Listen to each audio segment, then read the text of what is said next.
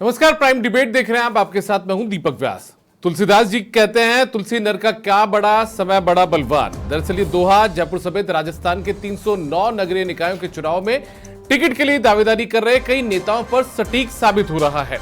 जयपुर में मेयर पद की सीट सामान्य घोषित होने के बाद अब कई नेता इन चुनावों में भाग्य आजमाने चाहते हैं। कभी पार्षदों के टिकट बांटने की हैसियत रखने वाले ये नेता अब खुद पार्षद बनने को तैयार हैं, जिससे जुगत बैठाकर मेयर पद तक पहुंच सके। दरअसल ये तमाम वो नेता हैं जो संगठन में तो बड़ी जिम्मेदारियों पर रहे, लेकिन किसी वजह से माननीय बनने से चूक गए। चर्चाएं तो कई पूर्व माननीयों को लेकर भी है कि वो भी इस बार माननीय नहीं बन पाए, तो शहरी सरकार के मुखिया ही बनने की हसरत लिए घूम रहे हैं। जानकर बताते हैं कि बीजेपी में ऐसे दावेदारों की फौज है वो काफी ज्यादा है और कांग्रेस में कम है। ऐसे में आज चर्चा करेंगे इसी मुद्दे पर कि क्या वाकई में बड़े चेहरे भी इन चुनावों में अपना भाग्य आजमाना चाहते हैं। और इसी मुद्दे पर चर्चा के लिए हमारे साथ में कुछ खास मेहमान जुड़ चुके हैं। उनका परिचय, उनका तारुफ आपसे करवा देते हैं। हमारे साथ में ललिता मेहरवाल जी जुड़ चुकी है, कांग्रेस पार्टी की प्रवक्ता हैं। ललिता जी, बहुत स्वागत है आपका। हमारे साथ में सुमित श्रीमाल जी जुड़ चुके हैं, बीजेपी के प्रवक्ता हैं, आपका भी बहुत स्वागत है। एकलव्य सिंह जी राजनीतिक विश्लेषक है, एकलव्य जी आपका बहुत स्वागत है। साथ में हेमंत भाई गोयल जी जो कि राजनीतिक विश्लेषक है, आपका भी बहुत स्वागत है। चर्चा की शुरुआत करते हैं हम। सुमित जी, आपके साथ में बहुत सारे बड़े चेहरे जो या तो जिला अध्यक्ष रह चुके हैं या प्रदेश के पदाधिकारी भी रह चुके हैं, आपकी पार्टी में बड़ी फौज सामने आई है कि जो चुनाव लड़ना चाह रहे हैं, तो ऐसे में पार्टी के उन पर भी दाव खेल सकती है इस बार। देखिए दीपक जी, जिम्मेदारी कोई छोटी बड़ी नहीं होती है। संगठन में किसी के पास छोटी जिम्मेदारी है, किसी के पास बड़ी जिम्मेदारी है, लेकिन सभी अपनी निष्ठा से अपना कार्य पूर्व में भी किया है। और जब उनको ये जिम्मेदारी दी जाएगी या टिकट दिया जाएगा तो वो निश्चित रूप से हमको विश्वास है कि वो उसको भी बखूबी निभाएंगे। लेकिन जैसा आप सोच रहे हैं, मुझे लग रहा है कि इसमें किसी प्रकार की कोई समस्या तो नहीं आने वाली, ऐसा ही आपका प्रश्न है। तो मुझे लगता है कि निश्चित रूप से ऐसा बिल्कुल भी नहीं होने वाला, क्योंकि भारतीय जनता पार्टी एक अनुशासित संगठन है। और आपने पूर्व में भी ऐसा देखा कि एक वार्ड में 50 टिकट मांगने वाले बिल्कुल कार्यकर्ता होते हैं, और टिकट मांगना वास्तव में कार्यकर्ता का अधिकार भी है। वो कहा गया है कि राजनीति जब पूर्ण जब होती है, जब वो वास्तव में चुनाव लड़ ले और जनता की सेवा अधिकार के साथ में करे। संगठन की निष्ठा के साथ में कार्य करने वाला कार्यकर्ता भी है, लेकिन वहां जाने के बाद वास्तविकता क्लियर होती है। तो आप बिल्कुल सही कह रहे हैं कि बड़े नेता आप देखिए कि प्रदेश के, चाहे वो पदाधिकारी हो, जिले के पदाधिकारी हो, बिल्कुल टिकट वो मांगेंगे। तो हमने जो फाइनल डिसाइड किया हुआ है, ऐसा कुछ भी नहीं कि संगठन में किस लेवल का पदाधिकारी उसको टिकट मिलेगा, लेकिन जिताऊ और टिकाऊ।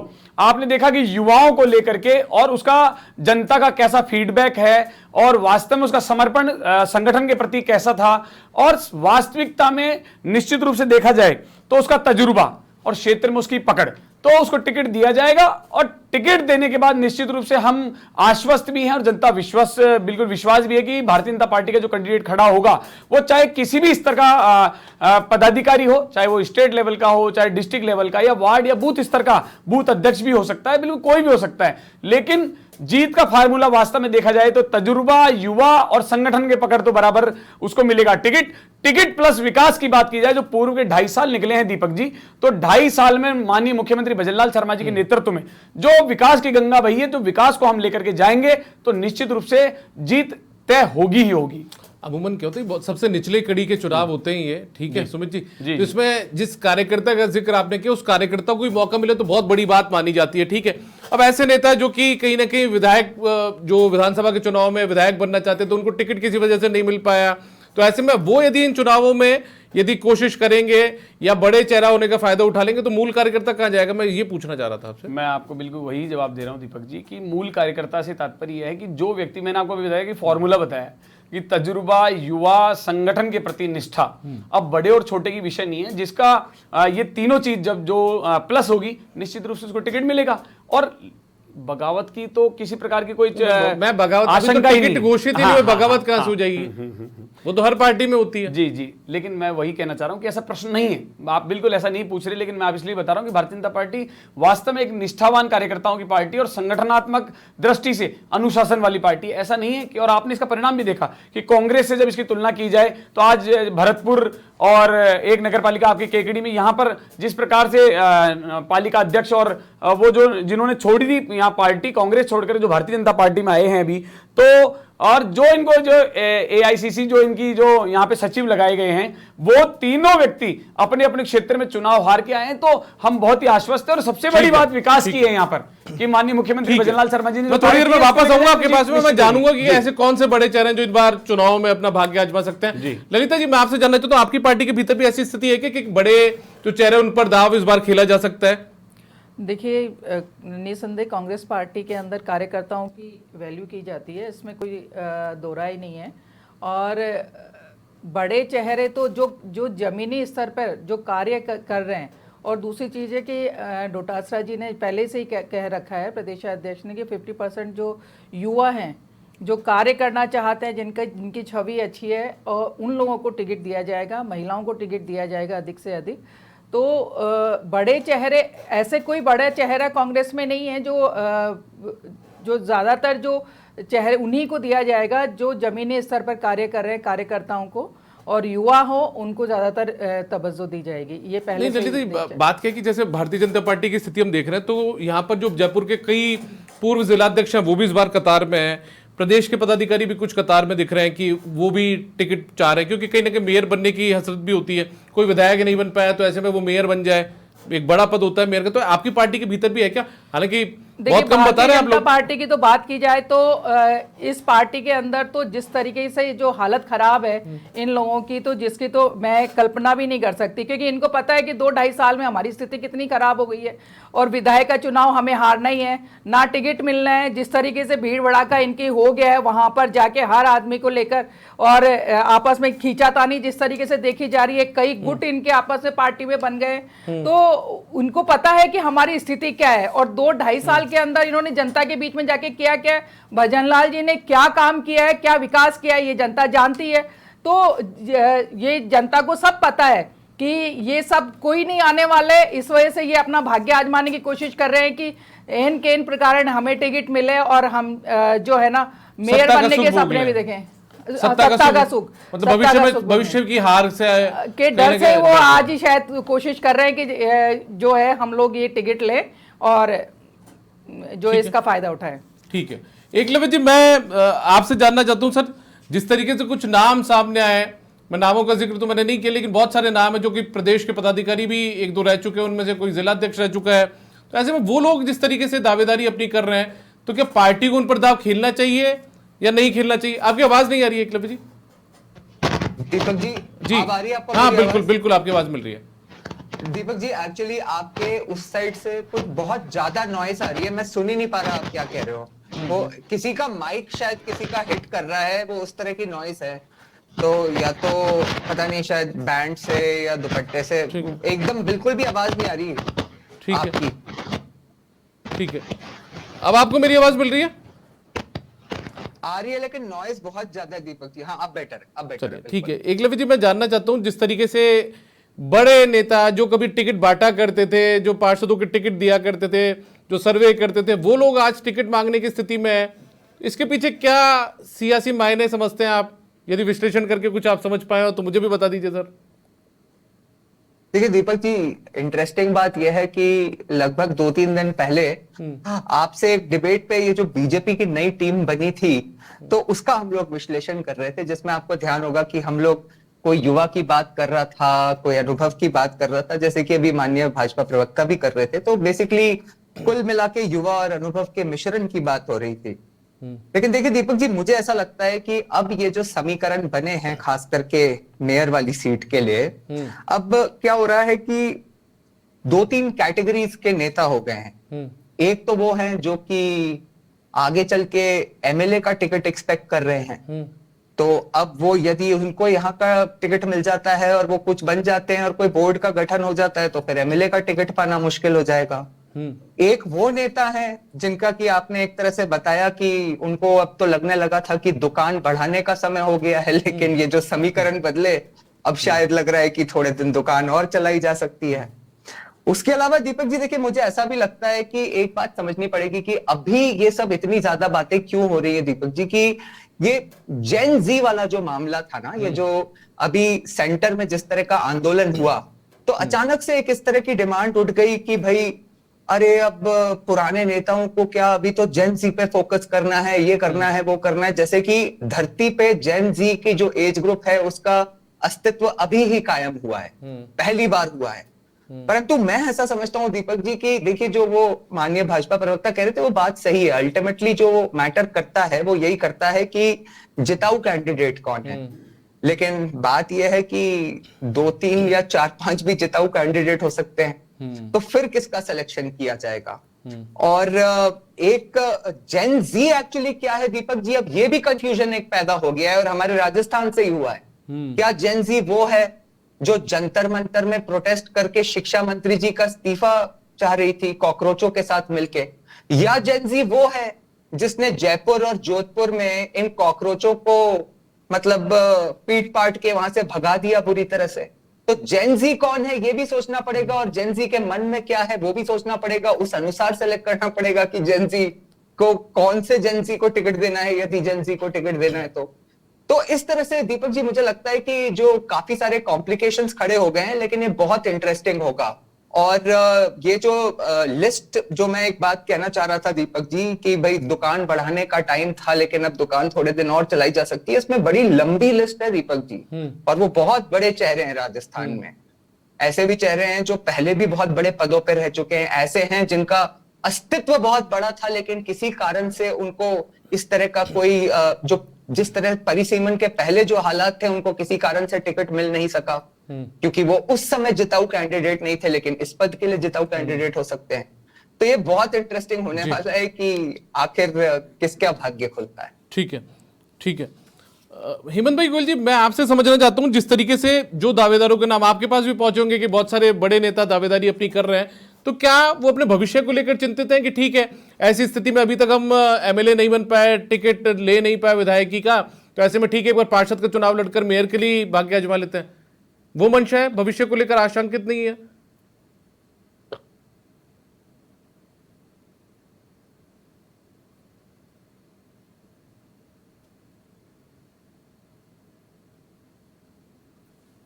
हेलो हेलो जी जी, आपकी आवाज मिल रही है मुझे। हेलो, हाँ आपकी आवाज आ रही है। हाँ हाँ आपकी आवाज आ रही है। हाँ देखिए,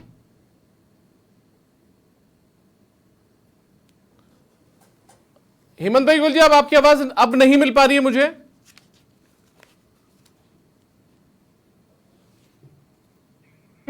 आप अनम्यूट करिए मुझे। जी जी, अब आपकी आवाज मिल रही है। हेलो? हाँ, अब कंटिन्यू करिए आप। हाँ देखिए दीपक जी, अभी हम मान लीजिए जयपुर मेयर की सीट को बात कर रहे हैं, तो जयपुर की मेयर की सीट चूंकि इस समय सामान्य वर्ग के लिए लॉटरी खुली है, तो यहाँ पर अब जयपुर में इतनी बड़ी मशक्कत लोगों पे हो रही है और खासतौर से बीजेपी है, क्योंकि आपको 3 नाम तो मैं गिना सकता हूँ जो जयपुर के मेयर रहे सामान्य वर्ग से, और तीनों ही वो एमएलए बन गए। चाहे मोहनलाल गुप्ता की बात करें, चाहे अशोक लाहौटी की बात करें, या अशोक परनामी की बात करें, तो अब एक तो सबसे ज्यादा जो यहाँ पर युद्ध जैसा हो रहा है जयपुर की मेयर के लिए, वो तो खासतौर से इसलिए हो रहा है कि चूंकि जयपुर एक तरह से प्रो बीजेपी का गढ़ माना जाता है।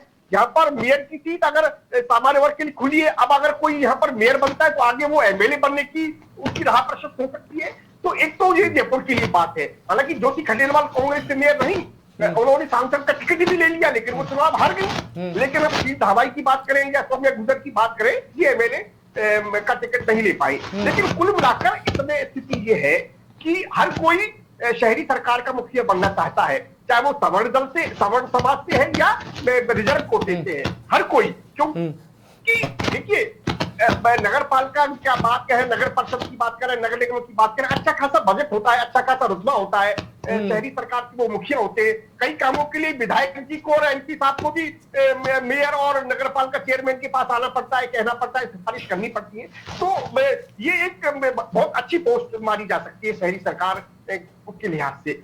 अब तो क्या आपको लगता है कि भविष्य में विधायक बनने का रास्ता साफ हो जाता है या पंचायती राज चुनाव? नहीं, बिल्कुल होता है। जयपुर के लिए तो मैंने आपको बताया ना, जयपुर के लिए मैंने 3 नाम गिनाए, मोहनलाल गुप्ता है, अशोक लाहौटी, अशोक परनामी, बिल्कुल 3 नाम ऐसे गिनाए जो मेयर रहे और मेयर के बाद वो विधानसभा में प्रवेश कर पाए।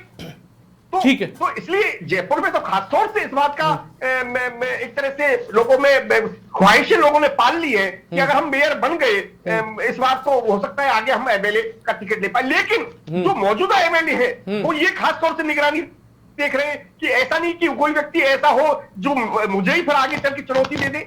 लेकिन जो थोड़ा उम्मीदराज के लोग हैं उन्होंने ये भी स्पष्ट किया कि भाई हम आगे आपको चुनौती नहीं देंगे टिकट के लिए, एमएलए के टिकट के लिए, हमें केवल आप मेयर बना दो, हमें केवल यहाँ पर टिकट दे दो, हम आगे आपको विधायक की कोई चुनौती नहीं देंगे। ये भी वो स्पष्ट करके चल रहे हैं। तो ये तमाम इस तरह के समीकरण है। लेकिन अब ये सारी चीजें जब टिकट बंटवारा होगा, टिकट जब सामने आएंगे, वो सारी चीजें तब उस समय क्लियर हो पाएंगी कि कौन प्रत्याशी कहां से किस तरह से। चलिए ठीक है, मैं वापस आता हूं हेमंत भाई गुरुजी, वापस आता हूं। ललिता ये बीजेपी ने तो इन चुनावों को इतना महत्वपूर्ण ले लिया, ठीक है, इतना महत्वपूर्ण ले लिया कि केंद्र से नेताओं की बिल्कुल बिल्कुल देखिए प्रभारी बना दी गई है, क्योंकि उनके लिए बहुत महत्वपूर्ण है एक तरह से ये। ठीक है, मैं आता हूं, वापस आता हूं हेमंत भाई गुरुजी, वापस आता हूं आपके पास में, वापस आता हूं। ललिता जी मैं आपसे जानना चाहता हूं, जिस तरीके से अभी हेमंत भाई गोयल जी जिक्र कर रहे थे कि कहीं ना कहीं जो मेयर बन जाता है उसके बाद में एक रास्ता उसके लिए आगे विधायक बनने का भी खुल जाता है, या ऐसा जयपुर को लेकर हम खासतौर पर बात करें तो ऐसा उदाहरण 3 लोगों का नाम भी उन्होंने गिनाया है। इसके अलावा यदि हम बात करें तो जयपुर में एक लंबी फहरिस्त बीजेपी के अंदर देखने को मिलती है, जबकि कांग्रेस के अंदर हमारी कई नेताओं से, जो आपके बड़ी पार्टी के बड़े नेता हैं, पूर्व मंत्री रह चुके हैं जयपुर से, ऐसे में उन लोगों से बातचीत हुई तो उन लोगों का कहना है कि हमारे यहाँ से ऐसा कोई बड़ा चेहरा दावेदारी नहीं कर रहा है। इसके पीछे क्या वजह मानी जा रही है? देखिए, कांग्रेस एक अनुशासित पार्टी है। वो जानते हैं कि इस बार जो टिकट दी जाएगी वो उन कार्यकर्ताओं को दी जाएगी जिन्होंने ग्राउंड लेवल पे काम किया है, और उन्हीं का ही हक बनता है क्योंकि वो आम जन से जुड़े हुए हैं। वहाँ उस वार्ड में जो है वो हर व्यक्ति से जुड़े हुए हैं, उनकी समस्याओं को उन्होंने सॉल्व किया है। क्योंकि आज जो हालात आप देख रहे हैं 2-2.5 साल के अंदर कितने बुरे हालात हैं, और जो नगर निकाय, जो ये निकाय जो चुनाव हुए हैं वो कैसे हुए हैं ये भी आपको बहुत अच्छे से पता है कि हाईकोर्ट के हस्तक्षेप के बाद बड़ी मुश्किल से ये लोग करवा रहे हैं।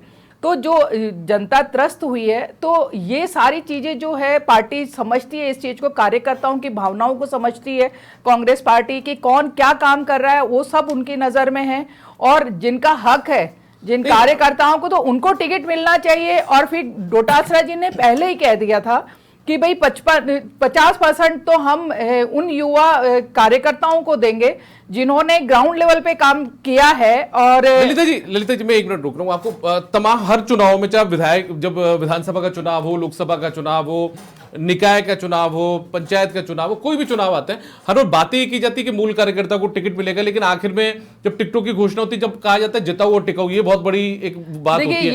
ये तो निश्चित है कि जिताओ और टिकाऊ तो ऐसी स्थिति में यदि बीजेपी अपने बड़े चेहरों को यदि चुनावी मैदान में उतारती है तो वो कहीं ना कहीं आप लोगों के लिए संकट पैदा करेंगे। बीजेपी अनुशासनहीन पार्टी है, उसके बारे में तो मैं क्या बात करूं। उसमें तो 10 गुट बने हुए हैं अलग अलग, जो आपस में खींचातानी हो रही है इनमें, तो इसकी तो बात ही करना बेकार है। क्योंकि जिस तरीके से ये चल रहा है इनका, आप देखिए कि जो एमएलए के दावेदार हैं, जो इतने बड़े पद पे रह चुके हैं, वो भी टिकट मांग रहे हैं। सोचिए ये छोटे कार्यकर्ता जो ग्राउंड लेवल पे जुड़े हुए हैं, वार्ड में हर एक आदमी के संपर्क में आप उनका हक ले रहे हैं।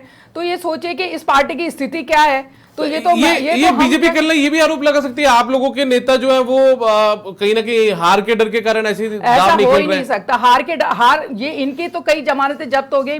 ठीक है, जो मेयर बनेगा वो कांग्रेस पार्टी का, बोर्ड बनेगा कांग्रेस पार्टी का बनेगा, ये आप देख लीजिएगा। जो इनके कार्यकाल है, जो इनके कर्म है, वो देख लीजिएगा। ठीक है, क्या हालत। मैं आपसे जानना चाहता हूँ अब सुमित जी, ललिता जी ने यहाँ पर ये कहा कि सीधे तौर पर कार्यकर्ताओं का, जो मूल कार्यकर्ता, उसका हक आप लोग खाएंगे यदि आप ऐसे बड़े नेताओं को टिकट दे देते हैं तो।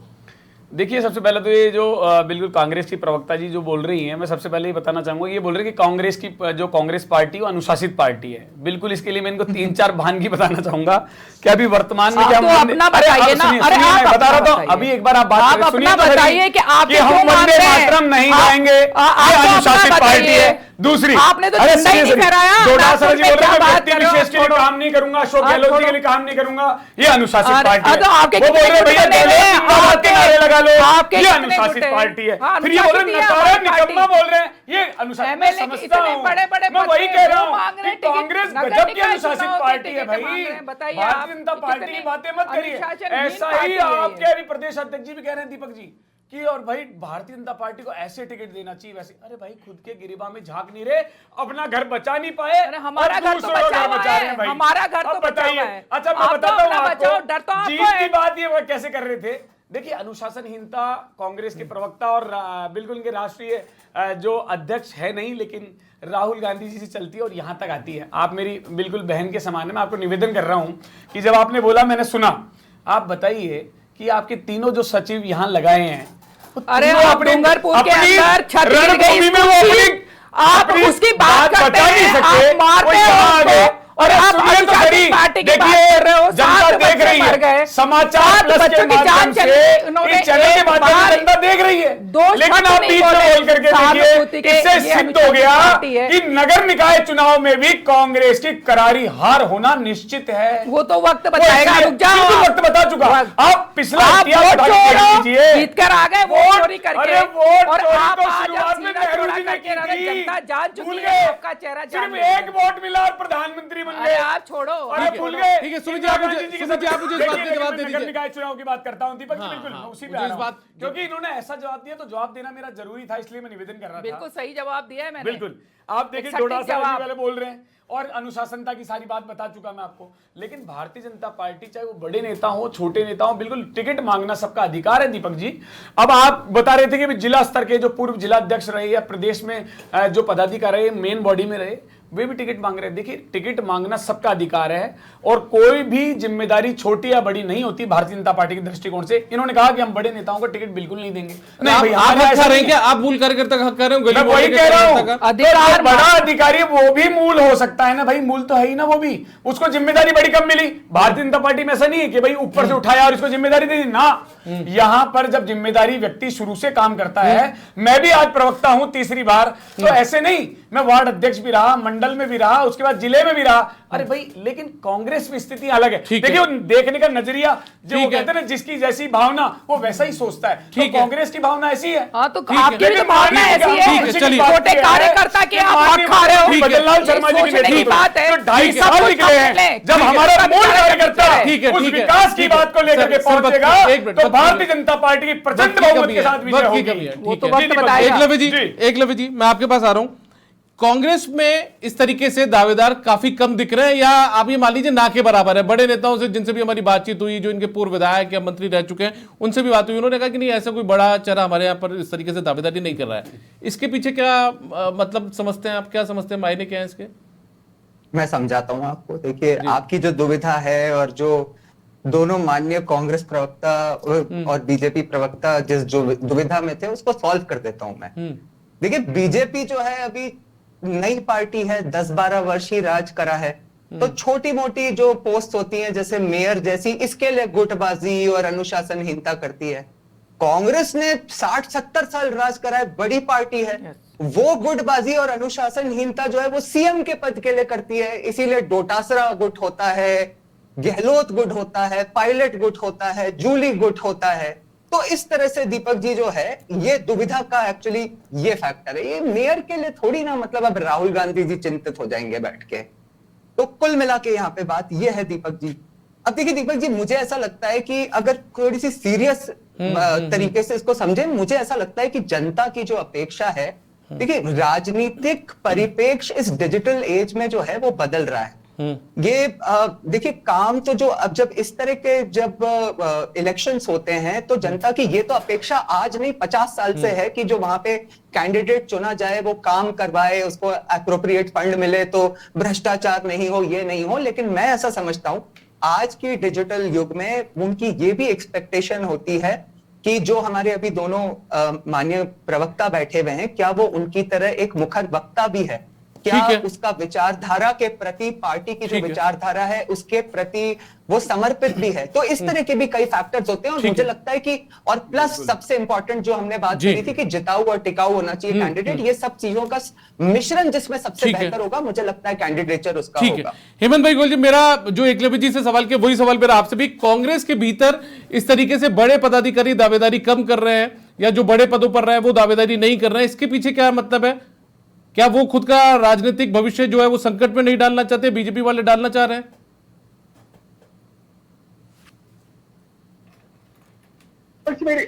मेरा ऑडियो मिल रहा है आपको? हाँ मिल रहा है जी।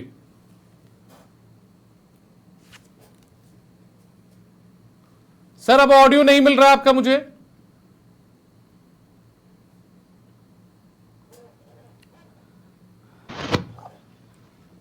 अब आ रहा है आप सर? मिल रहा है जी क्या? जी जी जी। वो फिर बंद कर दिया। हेमंत भाई गोयल जी अब आपका ऑडियो नहीं मिल पा रहा, आप उसको म्यूट किया हुआ है शायद आपने। अब आ रहा है सर? हाँ, अब जी मिल रहा है? जी जी हाँ, दीपक जी, मैं एक बात बहुत जिम्मेदारी के साथ कहना चाहता हूँ आपके चैनल पर यहाँ पर कि कांग्रेस चूंकि राजस्थान का प्रमुख विपक्षी दल है, टीकाराम जूली साहब लीडर ऑफ अपोजिशन है, लेकिन अब जो हमारी कांग्रेस की प्रवक्ता दीदी यहाँ पर बैठी वो कह रही थी कि भाई बीजेपी में अनुशासनहीनता है, बीजेपी में गुटबाजी है। अरे भाई, आप हवा महल से कांग्रेस के प्रत्याशी आर तिवारी साहब रहे, मालवीय नगर से कांग्रेस प्रत्याशी अर्चना शर्मा रही, उनका दर्द आप अगर महसूस कर लेते। उन्होंने कुछ ही दिन पहले तो कहा था ना कि जयचंदों को पहचानना होगा, जयचंद पार्टी में इतने भरे पड़े हैं। हेमंत भाई, वो नगर निगम के चुनाव नहीं है, इन चुनाव में होता है, लेकिन वो नगर निगम के चुनाव नहीं थे। आपको आज पता है किस बारे में बात हो रही है? निगम के चुनाव की बात हो रही है, आप कर रहे हैं विधायक के चुनाव। एक बार उनकी बात सुन लीजिए, उसके बाद अलग तरीके से यहाँ पर गुटबाजी बनी हुई है, जिस तरह की अनुशासनहीनता कांग्रेस में बनी हुई है, कोई किसी को कुछ भी कह सकता है। अब आप बताइए, आर तिवारी साहब इतने बेचारे सीनियर नेता थे, उन्होंने तो हमेशा संगठन के लिए काम किया, उनको ही तभी तो टिकट मिला ना एमएलए का उनको, चुनाव में पराजित तभी तो टिकट मिला, लेकिन एमएलए का मिला ना, सीनियर है, उस हिसाब से मिला उनको। फैक्टर है। ठीक है। टीकाराम जूली साहब की बात करें या गोविंद डोटासरा की बात करें, अशोक गहलोत साहब की बात करें, इनके प्रभारी रंधावा जी है, वो तो खुद आला कमान से नाराज चल रहे हैं। तो इस तरह की जिस तरह गुटबाजी हर पार्टी में हो सकती है, गुटबाजी से मैं इनकार नहीं करता, लेकिन गुटबाजी को किस तरह से कंट्रोल किया जा सकता है वो एक महत्वपूर्ण बात है। बीजेपी इन सब चीजों को कंट्रोल करने में सक्षम है। चलिए ठीक है, बहुत शुक्रिया आपका हेमंत भाई गोयल जी, एकलव्य सिंह जी, सुमित श्रीमाल जी और ललिता मेहरवाल जी इस चर्चा में हिस्सा लेने के लिए बहुत बहुत धन्यवाद आप सभी का। तो कुल मिलाकर देखिए, नगरीय निकायों का रण काफी तेजी से आगे बढ़ रहा है और ऐसे में साफ तौर पर लोग ये भी देख रहे हैं कि आप वाकई में इस तरीके से बड़े चेहरे इन निकाय चुनावों में जयपुर में नजर आएंगे, ये देखना होगा। फिलहाल इतना ही, नमस्कार।